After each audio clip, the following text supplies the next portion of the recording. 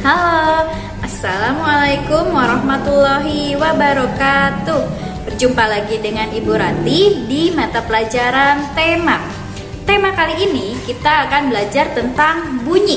Di bunyi ini kita akan belajar tentang apa itu bunyi, syarat terjadinya bunyi, dan perambatan bunyi. Kalian simak pembelajaran ini dengan baik, dicatat hal-hal pentingnya, dan nanti apabila ada tugas kalian kerjakan ya. Siap? Oke? Tetap semangat dan selalu jaga kesehatan. Sip, kita mulai ya. Kita awali dengan ucapan basmalah bersama-sama. Bismillahirrohmanirrohim. Apa itu bunyi? Bunyi adalah sesuatu yang dapat kita dengar. Nah, bagaimana bunyi bisa terdengar? Coba perhatikan video berikut.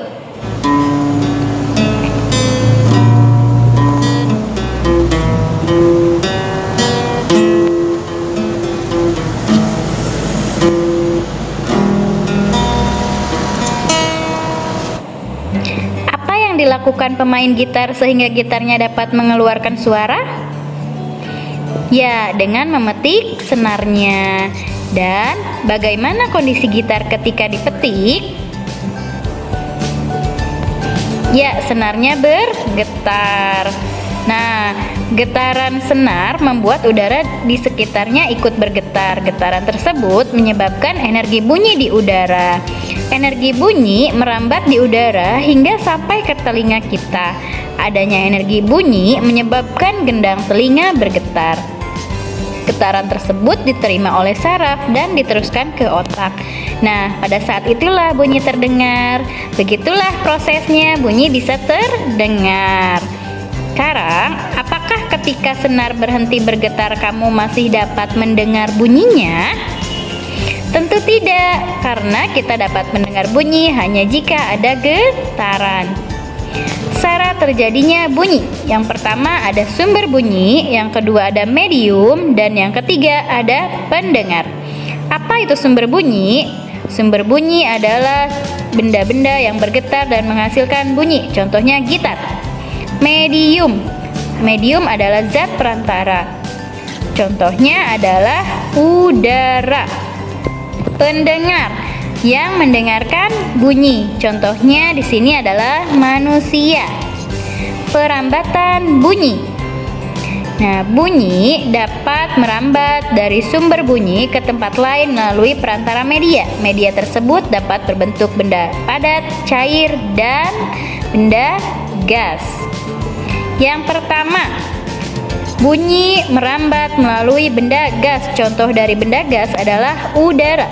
Jika hujan, terkadang kita mendengar suara petir. Suara petir bisa sampai ke telinga kita karena adanya perantara untuk merambatkan suara petir.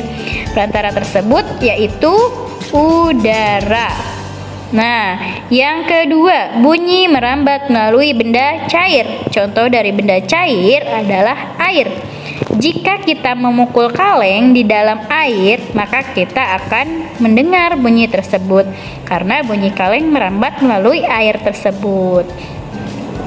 Yang selanjutnya, yang ketiga, yaitu bunyi merambat melalui benda padat. Contoh benda padat adalah meja atau lemari. Tempelkan telingamu pada meja atau lemari. Mintalah salah satu teman untuk mengetuk meja atau lemari tersebut. Kamu akan mendengar bunyi ketukan tersebut. Hal itu terjadi karena bunyi merambat melalui benda padat.